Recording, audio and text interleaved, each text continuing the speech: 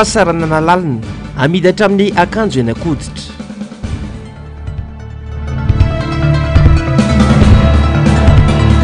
Fitondrana ankehitriny politika ny fanjononana vahoaka no misy eto.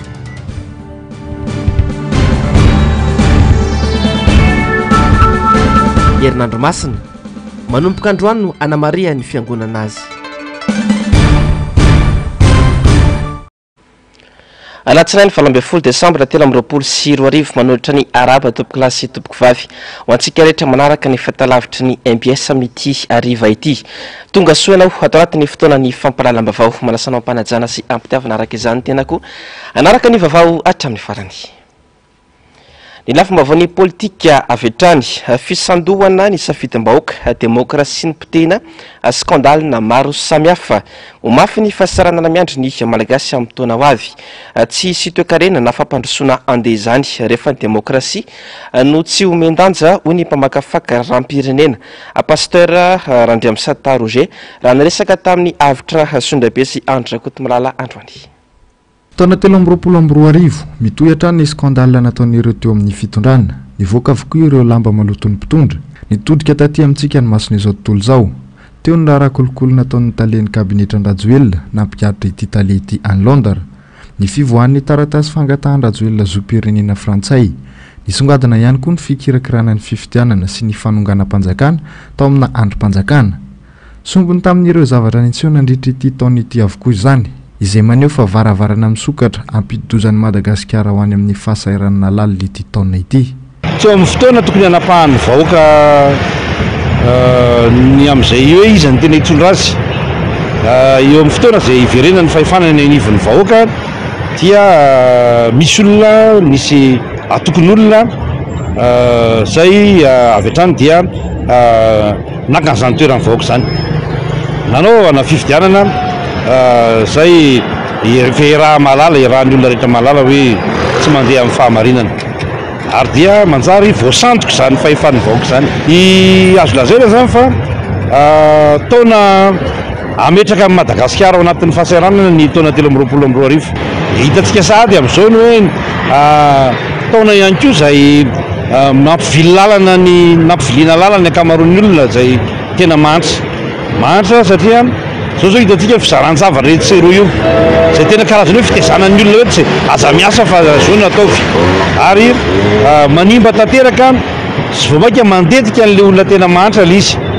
Ny any nagaga tamin'ity taona ity dia gaga mihitsy amin'ilay communauté internationale lato tsy diso fanatenana akory amin'izay mety ho fihetsika diplomatikany fa gaga mihitsy ako fa ataony ialany zareo ny ligne de conduite zay lazako azy ligne de conduite ny communauté internationale izay mametraka tsara fa ny firenena anankiray matoa miara-miasa aminy dia manaja ny demokrasia, manaja ny fahamarinana ary manaja ny vahoaka. Tsy hisy fahagagana ny fitantanana ny firenena, mila homendanja ny fahalalan'ny tsirairay. Rehefa ny demokrasia no ininam-potehana, tsy maro toerana ny fitondrana mijoro. Ny vahoaka ny maso-mandidy amin'ny fametrahana ny mpitondra tiany tantana ny firenena.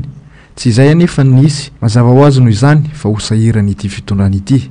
Raha demokrasia ny tantarana dia hoe rehefa tsy ny vahoaka no manaiky anao dia na izy dia hoe midongo tsy mety mifidy na izy hoe tsy mandray anjara amin'ny fifidianana na izy hoe voasakanotsina no fifidianana dia tsy misy fitondrana mipetraka amin'ny lamina ao anatin'izany ary tsy misy toe-karena andeha ao anatin'izany fa veriky foana ny vahoaka miasa no mitondra valeur ajoutée ho an'ny firenena fa tsy hoe ny olona rehetra zay hoe salan'ny amporisiany hoe aza miasa fa mahandry nareo fa menonareo dia rehefa mihinan-kely nareo dia ekeo zay.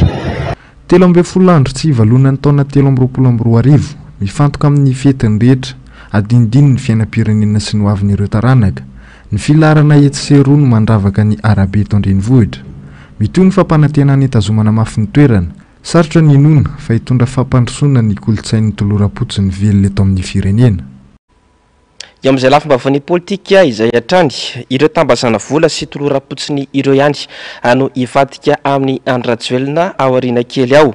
Tsy ahatra 5 taona mantsy io fizarana zavatra ataony mpitondra amin'izao fotoana izao io. Hoy ny mpanao politika Ramasy fa voamaika ampiletika ny malagasy aza izany rehetra izany. Tsy taza-potsiny nefa ny avy amin'ny antoko fanoherana fa ijoro hatrany no hitransirariny misy eto Madagasikara. Fanadidina nataony Zavandriamahefa sy Tahirnena.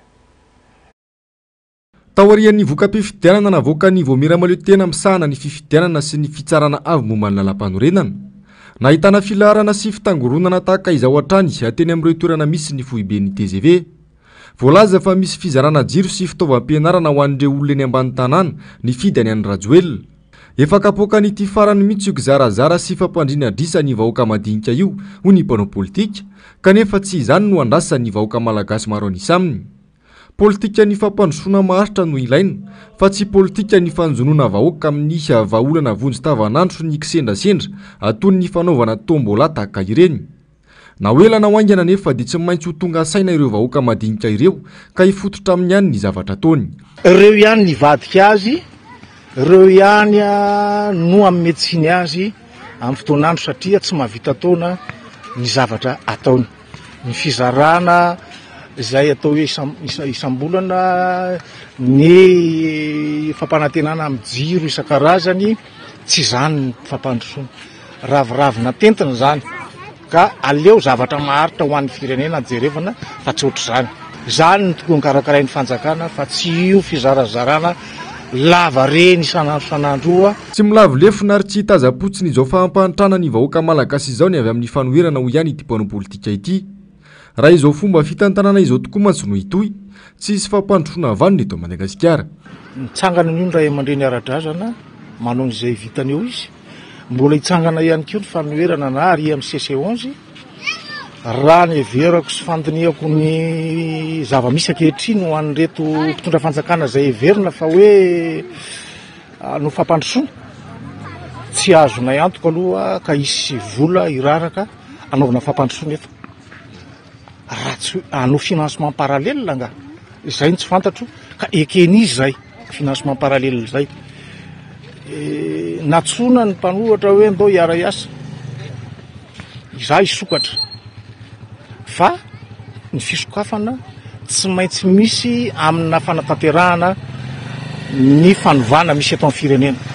Izay tsy amelanay io raha tsy tanteraka dia ny fanovana ny rafitra aloha sy ny lalam-pifidianana misy eto.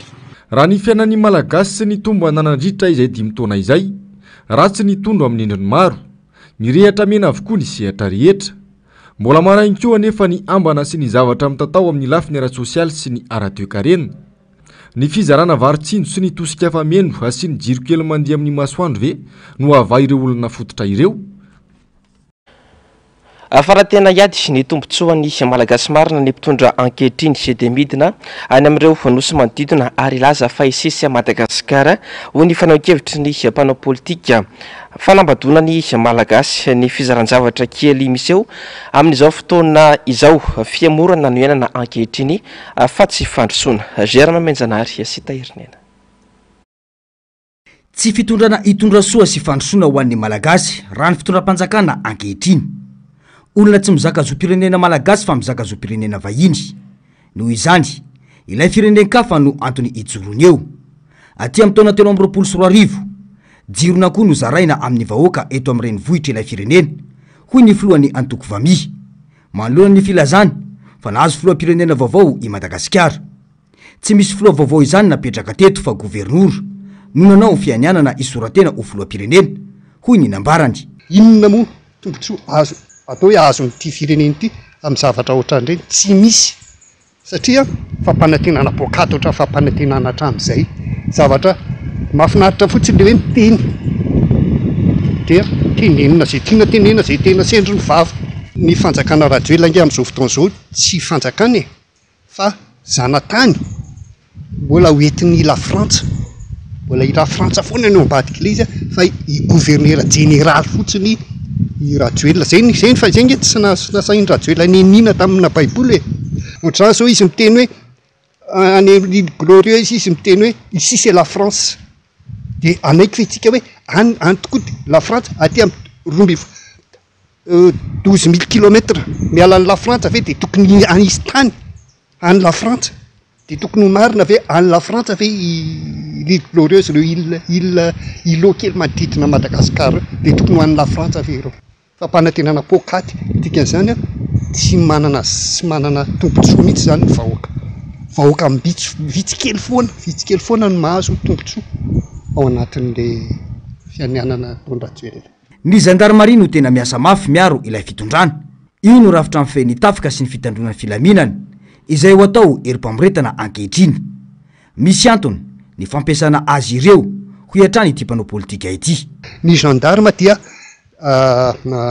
armée coloniale zany hoe zanatany zany miaramila zanatany ohatrany hoe Sénégal taloha teto Madagasikara no hazo ilazana ny sokajinany reny gendarme reny de za efa isan'ny teny hoe tsy ilaina eto fa ny fampanantenana nataon'ny ray aman-dreny ara-drasana kosa aloha de marina ary ombako manana mihitsy reny ary isan'ny hiaraka amin'ny raha ohatra ka androso foana izy.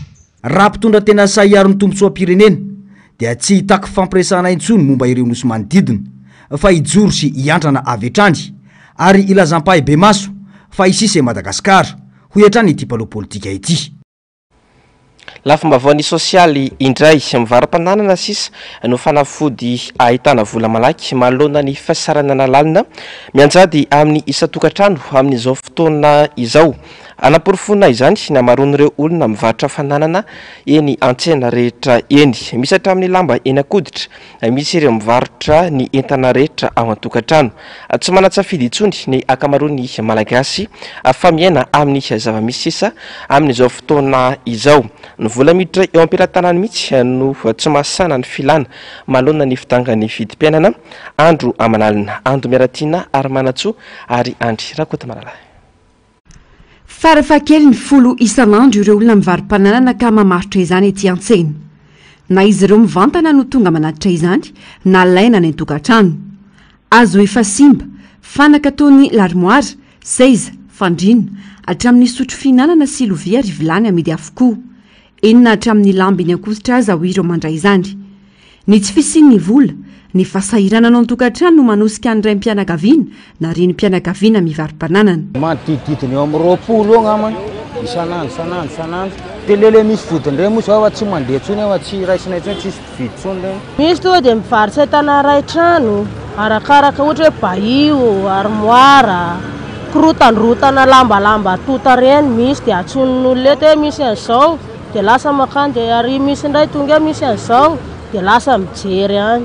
Manomboka amin'ny 10 ariary indray no amarotany mivarotra izany arakaraka ny habeny sy ny kalitaony. Ireo lamba fitafy kosa no tena be mpanjifa. Tena tsy hitan'le olona tsony sy ale atramina akanjo anakody tsara ny sasany misy mivarotra misy mandray ka le akanjo zao misy ramarama toreny mandray fa mora ohatra hoe 5 000 2,000 ohatra zany. Toy zao fa ratsy be zao de mbola ambambara tsy le olona sahirana de mezaka zay mba mividy satria mba le olona koa hita hoe sahirana de tena tsisy mividy raha par rapport amin'ny taloha raha fampitanandreo tsy tokony mbola ho be da be entana mitobaka be ohatra zao eto aminay fa tena tsy manambola ny olona de tena hoe miafy de fa raha ohatra ny taloha zany efa ohatra zao efa makary mitototo menao ndray ara mitady entana fa amin'izao tena tsisy. Tsy mahavelo tena intsony akamaroan'ny olona ankehitriny. Tsy mety tafarina ihany koa ny tokantrano manoloana ny fitangany vidim-piainana. Tsy araka ny vola miditra intsony ny mivoaka ka na miditrosa na mandry fotsy. Hatramin'ireo manana fidiram-bola hafaza mbola mahatsara ho sahirana ankehitriny. Ny politika mpanjakana mihitsy no tsy misy mipaky eny amin'ny vahoaka any ka samy miain-tena ny rehetra. Samona za mba mandray retraité any fa ho an'le saramba be vahoaka le hoe tsy retraité zany na de zay ara sarotra le fiainany. Azo ataontsika hoe na io any polisy reny angamba mety mahazo lazaina izy hoe sarotra ihany le fiainana satria ny antony tena mahasarotra le fiainana. Ny karaha manao tsy ampy de eo anao zany mbotra mitaditady kely mba ampiny le anina fa zay fivoarany ataoriana aloha tsy fantatro fa le taloloha aloha de ohatran'izay le izy fa fivoarany ataoriana tsy fantatro hoe ahoana hivoatra ve le fiainana sa ahoana ka le izy zany amiko zany le izy eo amin'le antobola-panjakana mihitsy zany tsy ampy satria le volantsika malagasy maivana be mihoatra n'le vola vahiny. Ireo tsy anasa mameno tanàna ireo miasa indray voelingelany ankamarony ho an'ny mpivarotra fanaka etỳ 67 hektara nomena fepitaona hatramin'ny volana martsa izao izy ireo hiala amin'ny toeram-pivarotany. Voalaza raha ny fampahafantarana ny taratasy nataony fiadidiany komina Antananarivo azy ireo fa hisy fanadiovana no analala azy. Manay ireo mpivarotra mahalonjany satria na ny toerana mindrana azy ireo aza tsy misy. Amampolo taonany izy ireo no nanao ny asa teto amin'ny toerana ity saingy izao vao isy izany fanapahan-kevitra izany. Dia kakabe zay fanazy taratasy hiala eto. Le fialana eto zany fanontaniana zareo dia hoe resaka fandiovana ny tanàna. Dia zay zany manaiky raha hoe diovina eto satria fadiovana ilaina. Fa mba zavatra angatanay fotsiny hoe raha fa madio le tanàna zany dia afaka miverina ihany zay. Satria zay moa zany tena tsy manana fotoana hoe aiza ny tadiavam-bola na aiza ny tadiavam-bola fa eto nefa nazatsanay na antitra ny ray aman-drenay ray manontolo dia teto.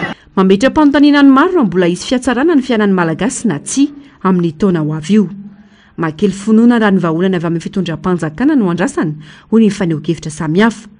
Taona maro izay ny lasa ny aratsy ary mitrosina manakaiky ny ansana ny fiainan'ny malagasy miemotra lava amin'ny lefiny maro.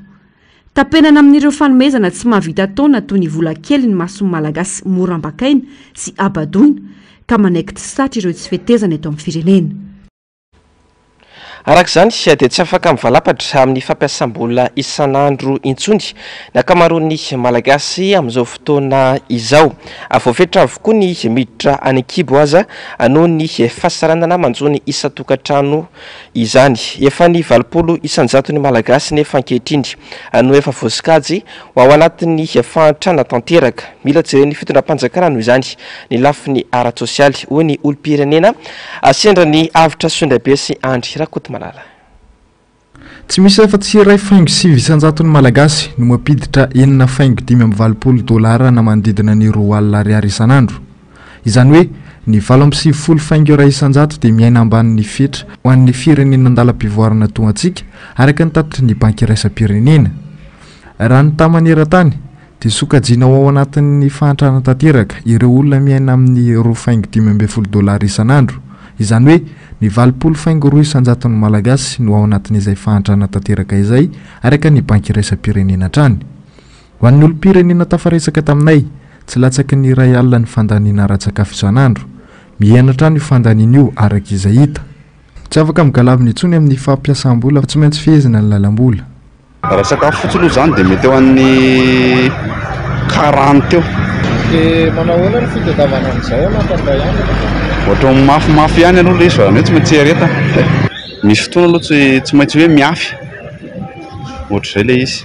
Mandaniny isan'andro lafolafo mandany eo amin'ny tena 2 alina eo isan'andro mbola tsy ampy ary zany. Na dinina aloha reglena mahitsy. Mbola eo na vao tena mahita an'izany. Fa io zany miankina an'ilay fitondrana any ho anina tokony reglena aloha ny sosialim-bahoaka sy ny anina rehetrarehetra eo. Ankoatr'izay dia manambana ihany koa ny fiakaran'ny vidin-tsolika sy ireo kojakoja samihafa. Isika raha teo hiditra ao anatin'ny maitso ahitra. Ho mafy kokoa noho ireo efa niainana hatramin'izay ny fiandohan'ny taona ho andra malagasy. Ny fitondrana nefa tsy manana paikady matotra amohanan'ny malagasy anaty fahantrana fa haingohaingo sy sehoseho ivelany no ifantohany. Arak'izany rehetra izany dia mitaky fahaizana ara-politika ny fanarenana ny ara-toekarena fa tsy ahitraitra tahaka ny miseho ankehitriny ho nambarany pahy toekarena tafaresaka tamin'ny mpanao gazetinay tamin'ity androany ity. Honana goavana hatreny malagasy amin'izao fotoana izao ny tsy faranana fahefa-mividy sy ny fahafahana mividy intsony. Tsy ho tonga amin'izany fahefa-mividy izany mihitsy nefa ny malagasy raha toka tsy misy ny fifehezana ny fiakaran'ny vidim-piainana sy ny fampiakarana karama mifanaraka amin'ny fisondrotry ny vidim-piainana amin'ny ankapobeny. Ho nambarany pahy toekarena Jean-Jacques Ratsetson araka izao fanadihadiana nataony Germain Menjanary sy Tahiriniana izao. Raika amin'ny 20 isan-jato ny vahoaka malagasy no miaina tanteraka ao anatin'ny fahantrana raha ny antotanisa farany izay navoaka ny banky iraisam-pirenena. Midika izany fa tsy manana fahefa-mividy avokoa ireo olona ireo hoy ny pahy toekarena Jean-Jacques Ratsetson.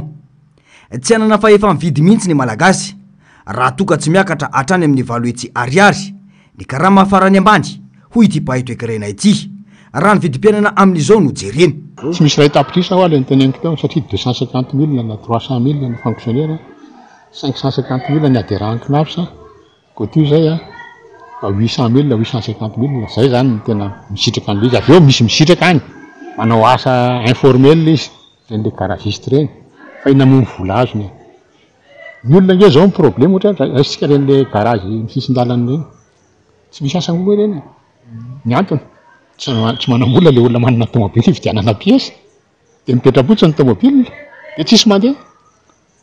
Raha vao tsy le fahefa mividy, tsy le fahafa mividy, tsisy zavatra mandeha eto Madagasikara. Na ny orinasa eto Madagasikara na iza ka hoe ny malagasy no mpanjifa tsisy mandeha. Ny aniza na ny aniza na ny aniza tsisy mandeha. Ampidinina amin'ny ampahefany aloha ny vidin-dentana rehetra ilain'ny olona. Sakafo, ny vary dina amin'ny ampahefany. Ny resaka tao-trano, vidim-piainana rehetra zany ampidinina amin'ny ampahefany aloha. Amin'izay fotoan'izay ohatrany hoe tsy 1 million intsony ny SMIC fa 4 millions. Satria société civile miteny hoe tsy mahavelona olona zany 1 million francs resahantsika fa tsy ariary fa 4 millions vao mahavita mahavelona olona. Dikan'izay zany na akarinao efatra voany daholo ny karama rehetrarehetra eto Madagasikara. Zavatra tsy azo tsy vita zany ary tsy azo atao. Na ampidinao amin'ny ampahefany ny vidin-dentana de mitovy amin'izay ihany ny zavatra tanjona kendrena. De zay le izy. Ankoatra io dia tsy afaka misaraka amin'izany ny fanomezana fahafa-mividy ho an'ireo mpamboly sy tantsaha izay mitazona ny isa ho ankamaroan'ny malagasy no voarakitra ho amin'izany. Zany atao tantsaha zany dia olona mamboly mahavita tena heritaona ny vokatra vokariny ary manana ambom-bava izy amidiny amin'ny olona hafa. Ka raha mitentsika hoe 20 isan-jato na 7 isan-jato ny tantsaha eto Madagasikara, manana ambom-bava daholo ireo olona ireo, tsisy noana eto Madagasikara. Reo ve dia tsy havita amelona n'ilay 3 isan-jato ny ambony fa tsy misy an'izany eto. Fa ny ankamaroan'ireo olona mipetraka any ambanivohitra eo mpamboly fotsiny izy. Ny zavatra voleny tsy mahavita azy matavataona akory fa mpividy vary daholo. Zay mahatonga Madagasikara mpanafatra vary. Ka hoan'ireo olona zany ahoana ny fomba azahoany na asa raikitra na asa mahavita mahavelona azy. De reo isika mpamboly satria nao maro anisa hoe tokony ampian'ny fanjakana arabola, fanjakana mifeno rano fa tsy atao ohatran'ny zavatra misy raha Madagasikara na eto nge le problemana rano amin'le mpamboly nge tsy eto Antananarivo fotsiny, tsy avaratra rano tsy mirano fotsiny. Na makany Morondava ianao na makaiza na makaiza misy toerana mahazo rano fa ny ankamaroan'le toerana fambolena sarotra be vao mahazo rano. Aitsika ny tsy hanafatra zavatra hoanina avarana daholo na legioma na inona. De zay mahatonga miteny hoe ny atonga an'ireo ho lasa tena tantsaha, mamboly izy, mahavita tena izy, misy ambom-bava izy, de tsy maintsy fehezina ny rano. Ny politika ataon'ny mpitondra no mampisy na tsia io fa efa mividy sy ny fahafa-mividy ho an'ny vahoaka io. Ho hiatrany ity paitoekarena ity mitaky asa sy fandavantena miainga amin'ny fampandrosoana iny fotony ny fisiny izany fa tsy etsika aitraitra sy tsy hampisy fidiram-bola ho an'ny vahoaka. Fatahaka ny rano atondraka andamosiny gisa sisa ny fanampina omena ny jirama ho ny sombafambahoaka Alairatsimbazavy manoloana ny olana tsy fahazahoan-drano fisotro matio ho an'ny mponina Enitosy sy ny manodidina. Raha ho an'ny commune Nambohidrapeto manokana izay nanaovan'ny mpanao gazetinay fanadihadiana dia tafiakatra hatrany amin'ny 10 ariary mahery ny irabidon amin'ny rano ka ireo olona izay manana lava-drano no mivarotra izany. Fanadihadiana nataon'ny Germain Menjanary sy Tahirina. Nareo azazarinao aminao faratapinao fa ny rano na ety atao sy mandeha mihitsy zay mijaly na ny rano na ny jiro.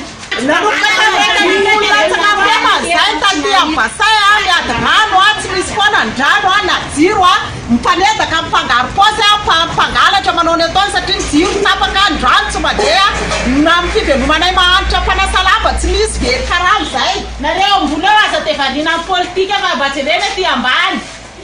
Bajereo vahoaka madinika fa aza dia miady seza foana ny atao e.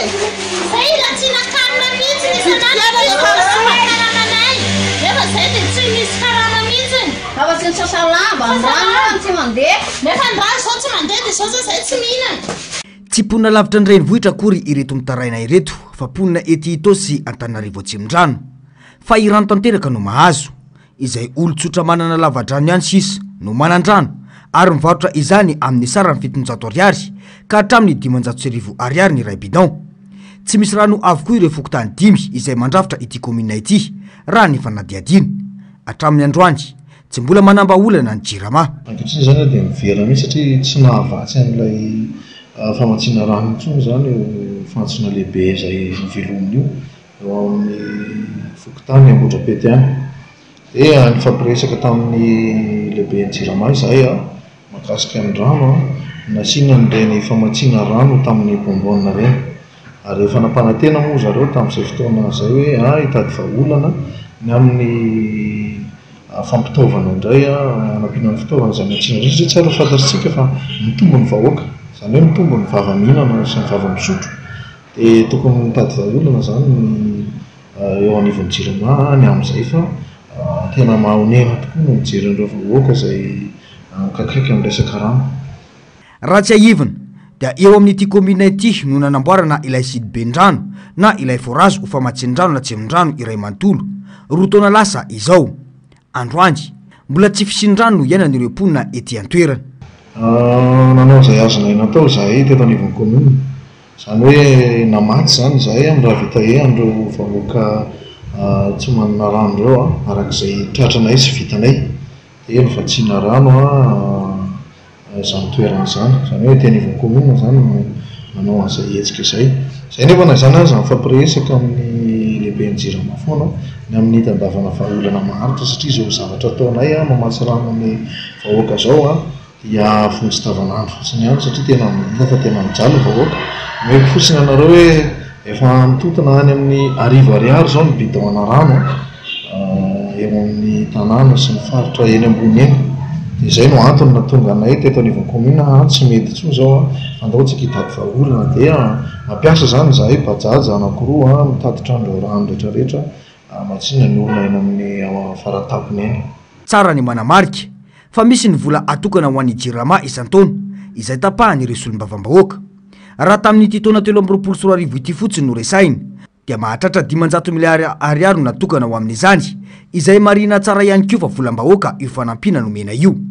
Mitaky ny amahana sy jerena faran'izay aingana izao raharaha izao ihany koa ny solombavam-bahoaka Alain Ratsimbazavy izay nanamafy fa tena fampahoriana vahoaka ny zava-miseho ankehitriny io.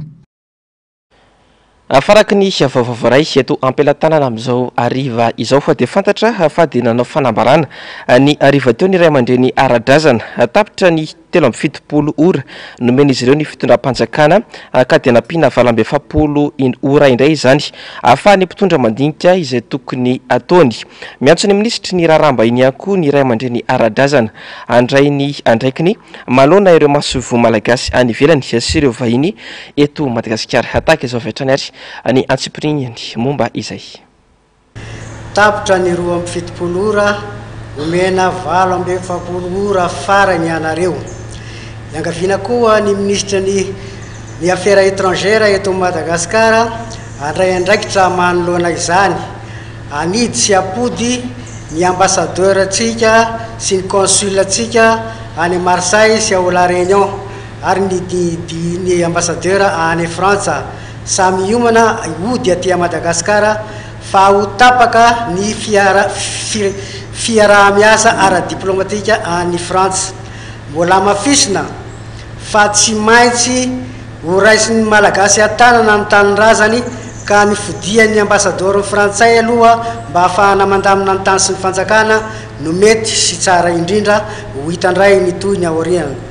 Mafisina eto ihany koa fa tsy maintsy ahatsangana ny tetezamita andrindra ny fandrindrana fanjakana malagasy izay ajoron'ny malagasy mba ho ny malagasy amin'izay no mitondra ny tany sy ny fanjakana satria any malagasy i Madagasikara. Izay amin'iny fa iverenantsika ny lafim-baovany sosialy marary no sady mamenatra izay no azo hitarafana ny fiainan'ny mponina eto arivo ankehitriny. Rakotra fako ny tanàna manome endrika ratsy ho an'ilay renivohitry Madagasikara izany rehetra izany. Midika io fa ratsy tantana sy voretra Antananarivo. Ny olona manao ny ataony ny tompona andraikitra mifanilika amin'ny asa tandriviasy ho ny fanaohan-kevitra maro samihafa voarainy Ando Mialatina sy Arimanatso ary Andry Rakoto Malala. Fako misy vovony tatatra tsentsiny miampy fofona mantsina sy bibikely ireo no hita masy vao manjingana ny Tananarivo. Samy manao izay dany kibony rehetra, tsy mieritreritra izay fahadiovana intsony. Manary fako etsy seroa ka manentsiny ireo lakan-drano samihafa tsy ahafahan-drano mikoriana araka ny tokony ho izy. Manampitrotraka izany fa avokaran'ireo voankazo samihafa ka mahabe ny fako, miamporana any ka mampisy fotaka mandrevo. Ny toe-tsain'ny mponina no efa simba, ny tompon'andraikitra ratsy teo tsy te halala izany fa samy amin'ny mahamay azy. Resaka eo amin'ny tsena moa zany tena mampaloto ny tanàna. Resaka tsena satria raha ohatra ny eto manodidina zao mantsy raha ohatra hoe vitsavatra ny olona ray dia tsy mitanjona izy fa to dia arimy fotsiny le fako dia miparitaka be ny fako. Tena taloha teto Antananarivo nisy WC publique ipipizana tsy andoavam-bola na ariary. Zao lasa misy manangana tsy dia misy manangana eroa andoavana zato. Tena le bakanjordira koa ary zany amin'izao efa mivitsy satria efa mitery le tanàna, le mponina lasa mitangorona aty ambanivohitra daholo, aty andrenivohitra zafady. Ohatra hoe mihinana akondro sy ny anana dia aparitadritakitsika eny le izy. Dia ny eto amintsika ny adala indray ny lasa manangana an'le fako dia ny endry manaparitaka atsika eto Madagasikara mihitsy zany resahany eto. Tsika eto Madagasikara zany tokony samy anao adala daholo dia amin'izay madio tsara ny rivotra satria samy anangana fako daholo tsika tsy miparitadritaka eny ny fako sy ny anana. Dia ndana nge mamiodina kely eo fako tsy fako ny eo dia mandany dia efa mitosaka aty amin'ny arabe ny fako dia hoaizatsony ary ny olona ve bakordira ary feny daholo dia mbola andeha any ve ny olona ny anaritra fako ary iriny eny fotsiny le izy. Ankoatra ny fahasorenana, miteraka fitohanana ny fifamoivoizana sy ny fiantraikany ratsy amin'ny fahasalamana ny tsirairay izany. Hihinana mofo dopaina zao dia mandalo dia tsy maintsy misy lalimanga avany ipetaka eo amin'le hanina dia lasa mahazo aretina automatika zany le olona. Tsy rehefa maloto dia andairana aretina. Sakafo raha tena antsika mitsampitsampy tsony. Olona taloha tsy dia misy an'izany hoe marary lava zay mitady dokotera zany. Rivotra iainana madio, tanàna madio, sakafo normal. Zao nge le sakafo lasa fois 4 vinaigre dimapolo zao lasa 200. Tsisy iainana tsony. Na ny tanora amin'izao raha mare fa tsy ohatran'ny tanora taloha tsony. Raha mpifandraisana amin'ny politika dia mibaribary fa ratsy tandana ny tanàna, voretra ny Tananarivo renivohitra Madagasikara ho ny fanehoan-kevitra. Dia misy fanairana kely le any amin'le be tanàna zay migoropaka miala indray dia miala indray le fako dia ohatr'izay foana mandeha. Io aloha zany tokony mba hoe madio foana zany ny tanàna aloha na misy vahiny tsika na tsisy vahiny fa tena mampalahelo fotsiny zany le fandraisantsika malagasy andraikitra. Tokony mba samy matsapa-tena ny tsirairay aby raha samy manana ny fako mba samy tokony apirina anazy any am-paosy na anaty poketra na anaty ababako ohatra. Le izy moa zany ohatra ny lasa resaka politika ny zareo le izy dia tsy hita hoe inona ny tena marina amin'le izy samy fanilitsilika le andraikitra tokony ho raisiny daholo sy na le karaman'ireo samy vareo ary nge ohatra ny hoe tsy voaloha ara-dalàna dia tsy haiko hoe ahoana zany normal be mety hoe kamo izy miasa sy ny ohatr'izany zay mampatonga le anina mitohana be le fako tsy normal tsony. Tanan-dehibe voalohany maloto indrindra aty Afrika ny Tananarivo ary fahatelo maneran-tany araka ny fanasokajina ny voaka tamin'ny ity taona 2024 ity. Ireo telo voalohany maneran-tany amin'ny loto dia i Bakou any Azerbaijan, Dhaka any Bangladesh ary any Tananarivo renivohitra Gasikara. Enatra ho an'ny firenena ny zavamisy, misy ny teti-bola natokana hitan-tanana ny fako eto an-drenivohitra saingy izao ny zavamisy. Manodidina ny iray hetsy-taona isa-taona eo ny vokatra letchi fikarintsika eto Madagasikara. Ho an'ity taona ity dia nitobaka ity voankazo ity. Niteraka fatiantoka nefa ny tsy fafahana mivarotra izany noho ireo olana ara-pitatenana araka izao fanadihadiana manaraka izao. Raha manodidina ny ray hetsy-taona isan-taona ny vokatra letchi eto Madagasikara dia ny iray apadiminy izany hoe ny 4 alina taona raha betsaka indrindra no ahondrana eo amin'ny tsena iraisam-pirenena any Eropa ny marimarina kokoa. Ho an'ity taona ity tsy mifanalavitra amin'izany zavamisy eo amin'ny 2 volana arabe indrindra ny taom-piotazana.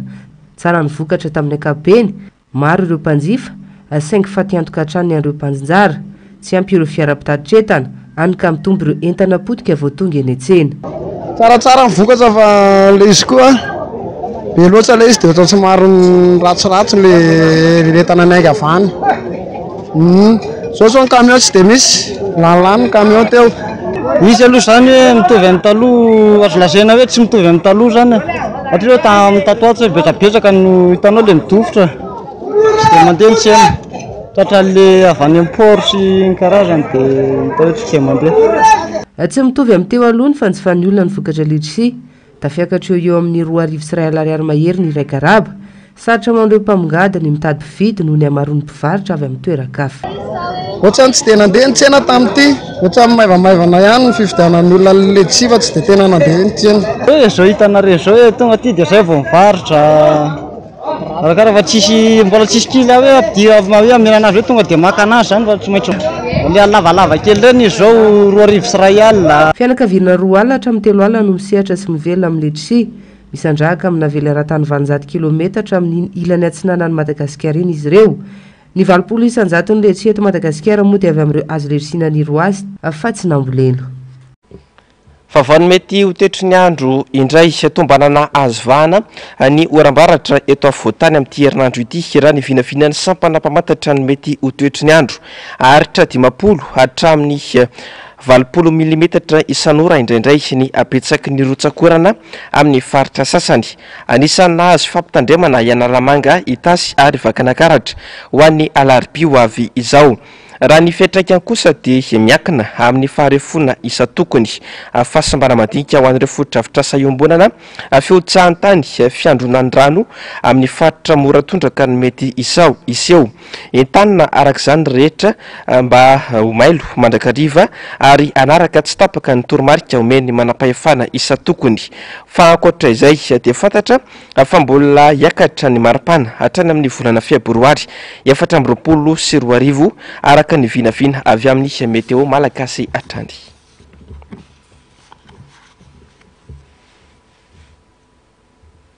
Lafim-bavaon'ny finoana indray miditra ao anatiny antsoiny hoe herinandro masina ny mpino kristiana sy ny fiangonana manomboka androany.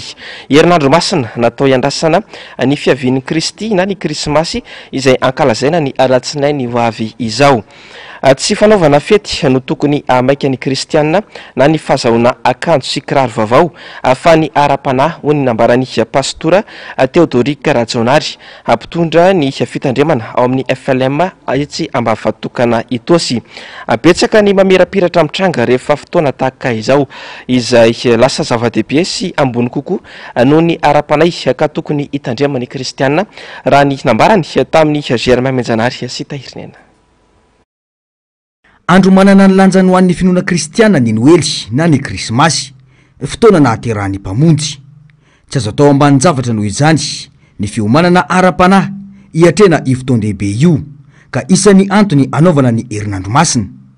Fotoana izay natokana ho fampianarana ny tenin'Andriamanitra ho an'ny kristianina ka miankina amin'ny loha-hevitra raisin'ny fiangonana sy ny mpitandrina no anaovana ilay fampianarana ary isafidianana ilay tenin'Andriamanitra mandritra io herinandro io hoy ny fanazavana.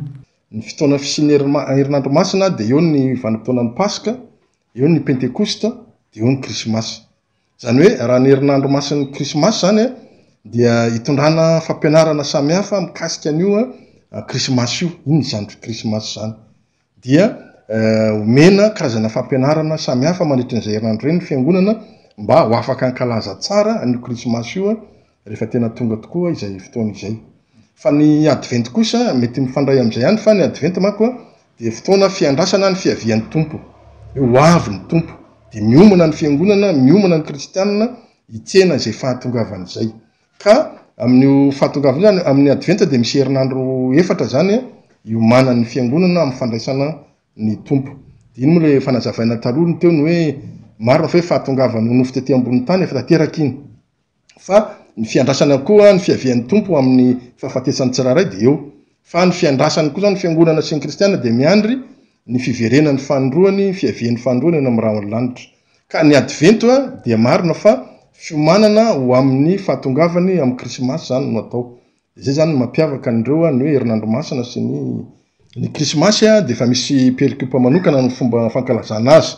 Dia mitovy ny texte eo amin'ny fiangonana luterana malagasy zany hoe ity daholo ny texte.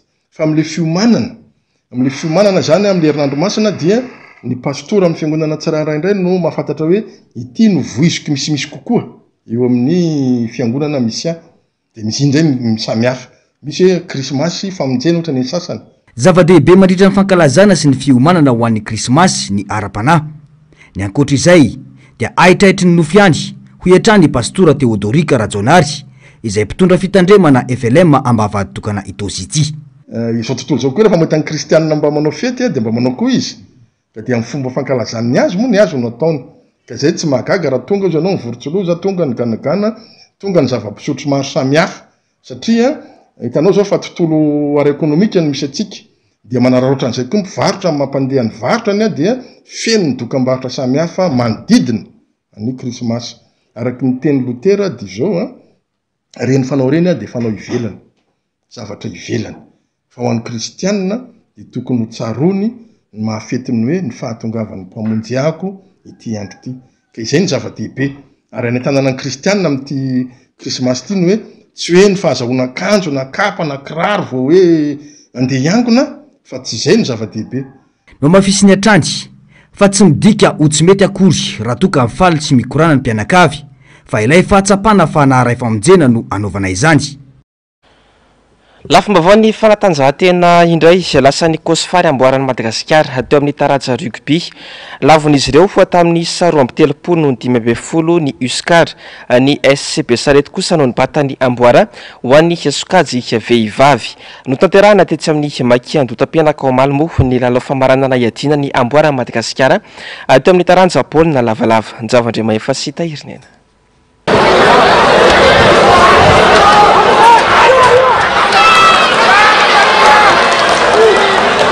Nazava ny fandresen'ny ekipan'ny Kosfandro zareo USCAR omaly nandritra ny lalao famaranana ny fiadinany amboarany Madagasikara. 23 no 12 ny isa ny sarano Rotota na dia samy niezaka ny ady mafy hanitady ny fandresena aza ny mpifanandro.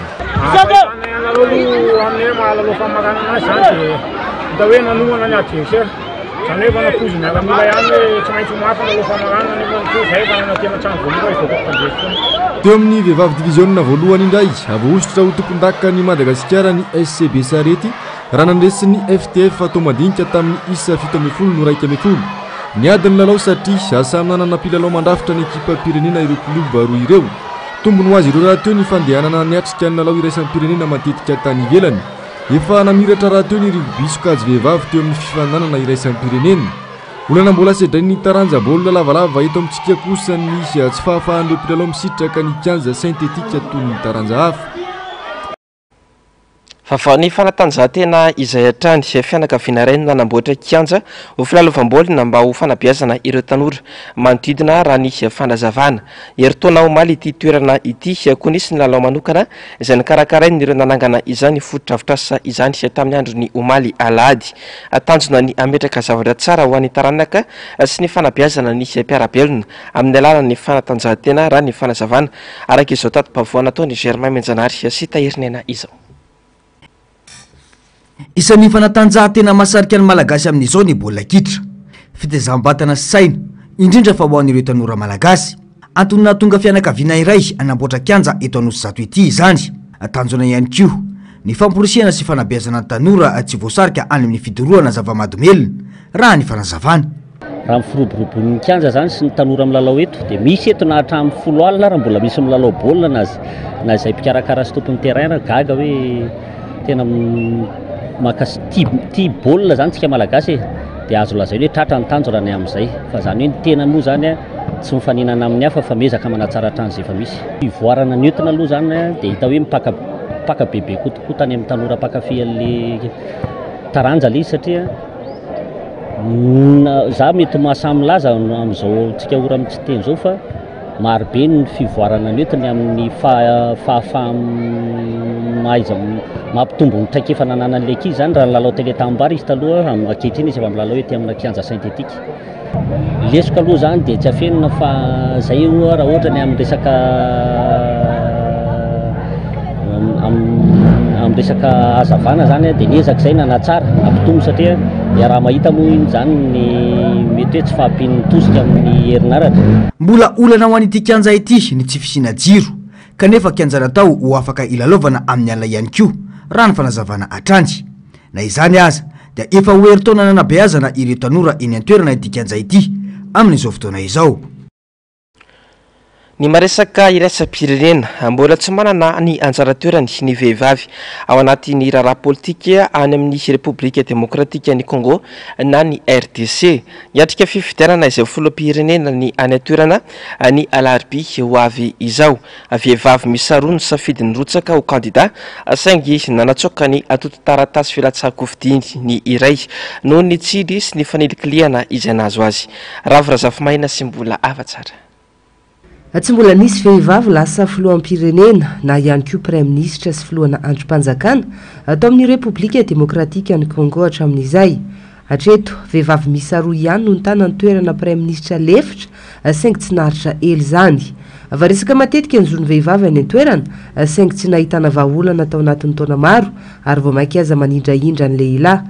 Amin'ny ankapobeny ireo ray aman-dreny no tsy mamela ny vehivavy manao politika noho ny tahotra. Vehivavy roa nefa no nanapa-kevitra ny rotsaka ho fidiana filoham-pirenena tamin'ity taona ity ary ny ankamaroan'ny mpiara-miasa amin'izy ireo dia vehivavy ihany koa. Ireto farany izay anisany norarany fianakaviana sy ny fiarahamonina tsy hanao politika. Noho ny fandrahonana nahazo ny iray tamin'izy roa vavy ireo dia nisafidiny hanatsoaka ny taratasy filatsahan-kofidiany ny tenany. I Marie José Ifoko kosa nisafidiny hanohitra amin'ny farany toy ny tamin'ny taona 2012. Miado amin'ny fahafahan'ny vehivavy no tena tanjona. Ezaka ny fioarana ny fomban-drazana izay mametra ny fianarana tokony ataon'ny vehivavy ary mametraka ny tsy fahafahan'ny vehivavy mandray anjarana maresaka politika. Eo amin'ny anteny Merindray 13.2 isanjato monja ny salanisa azon'ireo vehivavy any an-toerana ary any antotanisany IPU izay fikambanana solontenana parlementaire nasionaly ivondronana firenena 20%. Fiovan'ny toe-tsaina manoloana ny vehivavy no mety ampiova zavatra raha ny fanadihadiana nataona fikambanana iray ao RDC ny taona 2022 izay nilaza fa 13 isanjato ny Congolais ihany no manohana ny firosoan'ny vehivavy amin'ny sehatra politika. Any amin'ireo firenena akaiky any RDC anefa manana ny toerany kokoa ny vehivavy. Ao Congo Brazzaville tsy lavitra RDC ohatra efa nisy vehivavy lany filoham-pirenena. Manana filoham-pirenena vehivavy Samia Suluhu koa i Tanzania. Vehivavy ihany koa ny Prime Ministre lefitra ny Angola sy Uganda. Dia izay koa ry tompoko lahy sy tompoko vavy netiko manakatona tanteraka ny fiarahantsika amin'ity hariva ity hisoraka ianao nanaraka ny vaovao hatramin'ny farany sy atakary mazatra ny fandarana ahoana marina arahin'ny fandarana Global News ary andro any alatsina ny alina kosa dia isy ny fandarana dinika ary aorin'izay kosa ny horonan-tsaly indray amin'izay fa mitondra aloha teny hoe incommune mametraka ny viroma mandrapitafa ho amin'ny raha-pitso indray tompoko lahy sy tompoko vavy veloma tompoko.